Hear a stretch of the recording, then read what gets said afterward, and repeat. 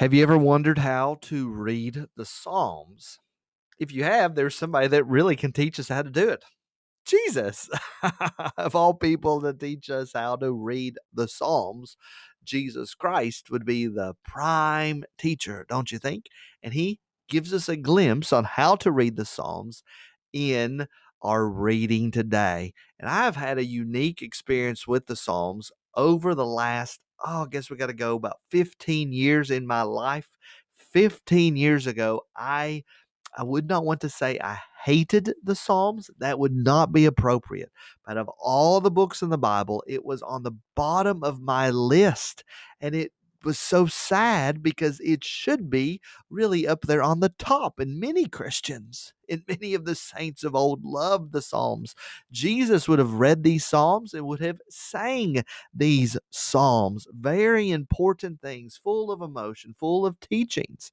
So I had a transformation when I was serving on the mission field where I fell in love with the Psalms. And I would say within the last, where we studied the Psalms together last summer, and leading up to that, I have had a renewed passion about the Psalms to where I'm definitely not doing it totally, but there is a system that I work through in trying to read the Psalms every month. Now, I've never actually done that, but I hit particular Psalms every, so I'm just saturated with the Psalms. And Jesus teaches us how to read them. He gives us a glimpse into it because Jesus is in the Psalms. David in the Spirit prophesies about Jesus. And so there's so much we can learn about Jesus.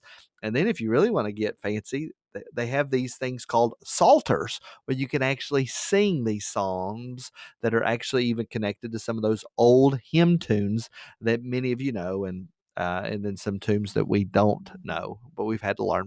So I've enjoyed that personally. So go find you a psalter and start singing them. You can look it up on Spotify and I'm sure Apple iTunes or whatnot as well. Apple, whatever we call the Apple one. But let us read. How's Jesus telling us how to read the Psalms? Now, while the Pharisees were gathered together, they're again trying to question him, but this is where it's turned off. This is where Jesus puts an end to it. While the Pharisees were gathered together, Jesus asked them a question. What do y'all think about the Christ? What do you think about the Messiah? Just a definitional word for you to help it. I try to say it over and over again. Hopefully, you already know what I'm going to say. But the word Christ means anointed one, somebody that has oil poured on their head. And that was how they anointed kings. That's how they anointed priests. That's how they anointed prophets. So Jesus is the anointed one. That's what Christ means. He is the coming king. Now, you'll often hear us talk about Jesus being the Messiah. Messiah is merely the Hebrew form of Christ. So Messiah is the Hebrew form. Christ is the Greek form. Messiah and Christ mean the same thing, and they mean anointed one. They are the ones that are going to be the king. So Jesus is asking them, this Messiah that we're looking for, this great ruler that's going to come, this Christ that's going to be like a King David, whose son is he exactly? Who, whose line does he come from? And they said to him, the son of David. All of us know that this great king that's going to come and fix everything in Israel, we know that he is going to be descended from King David. Simple, Jesus. Why don't you give us a harder one? So then Jesus follows them up with this punchy question here. He said to them, how is it then that David in the Spirit, that's my takeaway from our reading today. You can take away all kinds of things from this, but that's mine, is that David, when he was writing the Psalms, he was doing this in the Spirit, and they're very profitable to us, in particular in how to learn about Jesus. But how is it then that David in the Spirit calls him Lord?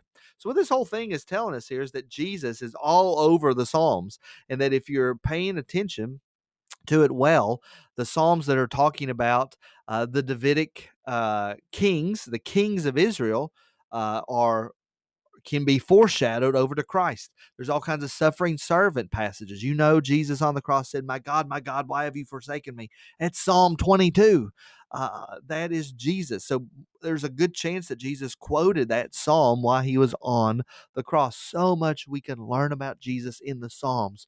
So if there's anything I want you to run away with this video is that as you read the Psalms, be looking for Christ, be open to it, and to understand how David in the spirit, and the other psalm writers as well, are foreshadowing Jesus. But then also there's another twist to it too, is that there's also the foreshadowing of us being redeemed. That is something that has hit me as in these, since we've studied the psalm, is that there's so much of the redeemed man, the redeemed woman, the redeemed person. What am I going to be like? Because remember, as Christians, Christ is in us. There's this great union of us with Christ.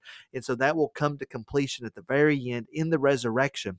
And so there's many things that are pointing to that. So I put that in front of you as well. But anyway, here's what Jesus says. He says, how then, if he's going to be the son of David, how then does David in the spirit call him Lord, saying, the Lord said to my Lord? Okay, so the my Lord, that second one, is going to be the Messiah, the Christ. This is David saying he's my Lord, because the Lord is going to be God. Here we know in our Trinitarian understanding, this is God the Father speaking to God the Son. God the Father speaks to the Son, saying, sit at my right hand until I put your enemies under your feet, until I make your enemies your footstool. So sit here at my right hand until this happens. And we know that's what Jesus is doing right now. He's at the right hand of the Father, and one day he will come to judge the living and the dead in the great resurrection at the end of times. But you see, how is it exactly that David, how can the Messiah actually be David's Lord if he is his son? If David then calls him Lord, how is he his son? And we know the answer to that, because the Messiah has existed for all of eternity. The Son of God existed before the foundation of the world because he is God. God the Son, our Trinity has to come into our understanding of the Trinity, has to come in there. So we understand how David can call him Lord, because Jesus pre-existed his actual state as a human when God took on human flesh. So that's how David is able to call him Lord, and at the same time, the Christ being his son. And then no one was able to answer him a word, nor from that day did anyone dare to ask him any more questions. So here's my journal entry. Again, I hope you read these beforehand, and I hope you write your own journal entry, and that this is just a little icing on the cake. Let's see what Pastor Josh has to say. Scriptural insight. There is great teachings revealed in the Psalms. I think we got to grab that and hold to it. Don't be like me 15 years ago. Realize there's great stuff in there, and that it's like a good cup of coffee and enjoy it. You've got to get that acquired taste. You've got to get it in there, and you've got to spend time in there. And there's so many riches as you dive into the Psalms. And then the prayer is, thank you, Father, for the Psalms. That's my prayer. The application: I will read the Psalms expecting to see things about Jesus. I pray that's been a blessing to you, and I'll see you in the next video.